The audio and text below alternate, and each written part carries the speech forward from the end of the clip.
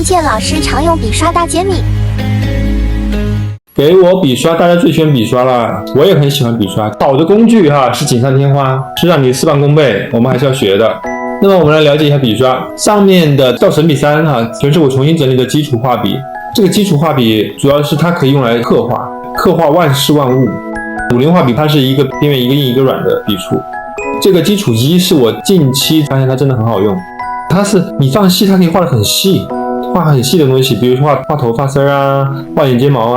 放大它可以画块状的东西，它也可以画很硬的边缘，它也可以画过渡，轻轻的画它就是过渡，而且它有点肌理，但它肌理又不是很夸张，你仍然是可以把这个肌理控制在一个可控的范围内，类似于万能画笔。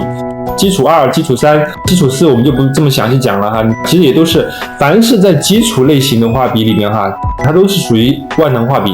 这个基础3稍微柔软一点的画笔，有一点点水墨风其实也挺好的。基础4就比较硬了基础5呢是类似于刮刀的扁平状的画笔，它很适合我们在画一些场景外景的时候的一些需要。竖直方向的块状石头，横向的路面河流或者是云雾什么的这个基础10呢，它又像喷枪，但是又比喷枪要塑形感会强一些，画云雾什么都很好的，甚至你画一些过渡，它会让过渡里面充满了层次感。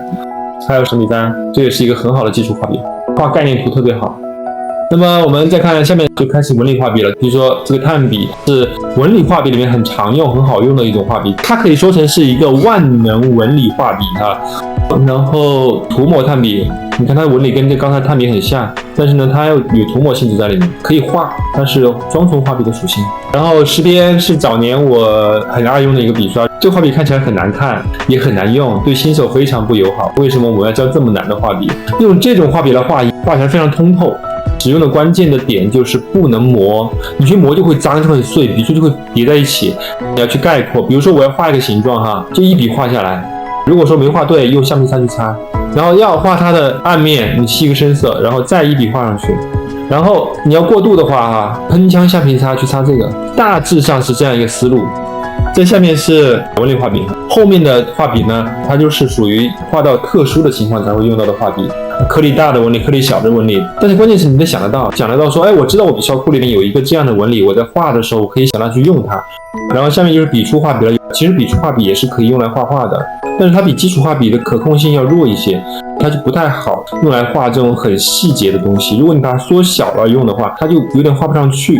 但是呢，它画起来是更有笔触感，笔出来什么样子，有点水彩水墨的这种感觉。这种画笔很适合那种大面积平铺，但是呢，你又不想它很简单。这个类型的我就不重复讲了，自己去试了。下面还有笔触梵高可以画出点彩的效果。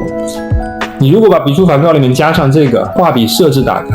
开这个颜色动态，然后你把色相抖动和饱和度抖动开一点点，亮度抖动开个少一点这个时候你画出来就是这种自动带有这种颜色抖动的效果，很丰富，但是它又不会太夸张。再往下走是波动类型的画笔，你看一笔就能画出有深有浅的画笔，而且这个波动画笔你还可以调，如果你想抖动强烈一些，我开大一点。比如说我某一个小区域，我想人家就是惊掉眼球，说我可以画出像素级别的细节。过渡画笔是个好画笔是可以用来既过渡既画出这种由深到浅的效果，而且它还能够保持一些里边的信息的。后面的就是很针对性的画笔了，我就不去试了这云雾画笔就是画云的时候用了，场景就是画场景的时候，还有写毛笔字的画笔，画水花的画笔，画锁子甲的，画各种特效的画笔。特效就是你手上发一个光你点一下它就是烟特效就这个意思放射光烟怎么画冒烟这种特效还是经常用得到的。甚至我觉得用它来画一些稍微抽象一点的丝绸或者挑带，其实都可以用。同一个画笔它叫这个名字，但是你不一定只用它来画这样一个东西，还可以画火焰，我觉得。所以你试的时候你会发现还可以用来画什么，还可以用来画什么。越到后面就越是偏向于一些特殊情况使用的，比如说立体油画笔触，你看这个笔触就画出来很像那个颜料一坨坨涂上去的感觉。看后面油画厚重，这个笔刷是很厚重的效果，有很厚的肌理感的油画笔还有比如这种厚重肌理，它可以画出这种纹理油画布的纹理的效果。这里的我们不详细讲了 OK， 这就是对我们这个笔刷库的一个整体的拉通的讲解。好的笔刷呢，在画的合适的时候，能够给你事半功倍的一个效果。